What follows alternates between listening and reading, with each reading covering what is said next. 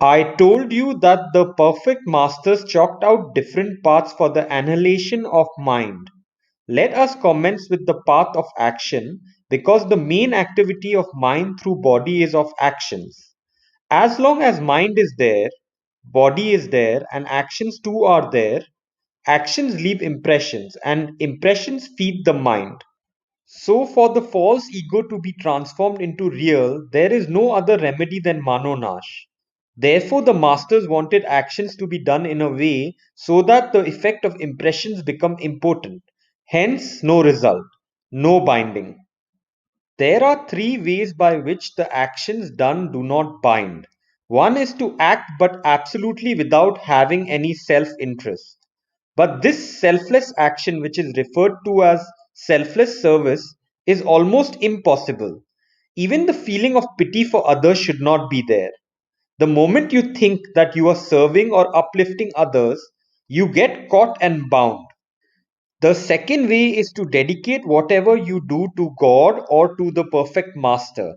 This dedication must be constant and continual, without a moment's break. If you are able to do this, then actions have no impressions created. But this is very difficult. The third way is to act on the orders of one whose mind is annihilated and so is free from impressions. If you do whatever he tells you to do, you are not bound. This too is not simple, for you must have 100% unflinching faith in the perfect master. The second path is of meditation. Some masters put forth the way of defeating the mind through mind itself, through meditation and concentration. When mind is concentrated, its further function is weakened and the sanskaras exhaust themselves.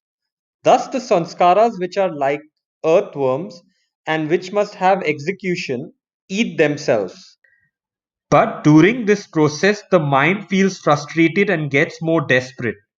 Unwanted thoughts that you never had assail you, and eventually, one of the three things happen. One, you get fed up and you can no more concentrate. Two, you get sleepy or drowsy. Three, you continue to get more and more bad thoughts. For the very few who persist patiently with a brave heart, the result is that the mind is temporarily stopped.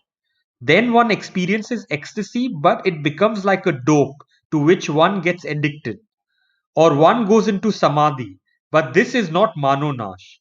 Thus, through concentration, annihilation of mind is not possible. The third path is of bhakti, devotion. When one is totally devoted to God or the perfect master, he forgets himself and his mind gets no chance to form new binding sanskaras. The eternal beloved is ever present, but unless you step out of your old habits, how can you aspire to meet him? So Hafiz says, O Hafiz, if you want the beloved's presence, do not absent yourself from him. But even through the path of devotion, complete and continual self forgetfulness is practically impossible. So, no Manonash.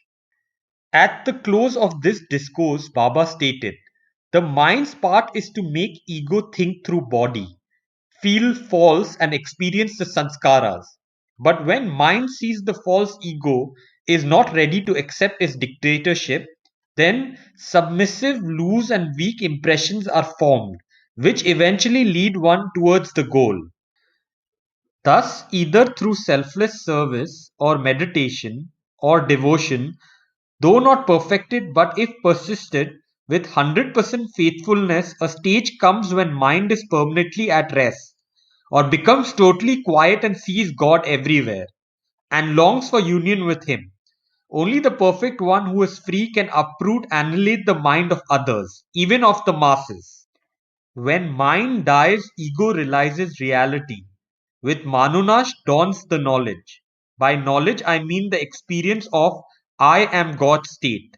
Then God's knowledge is yours. God is all knowing. So, in a flash, you know everything. You know that there is nothing to know. Avatar Meher Baba Ki Jai.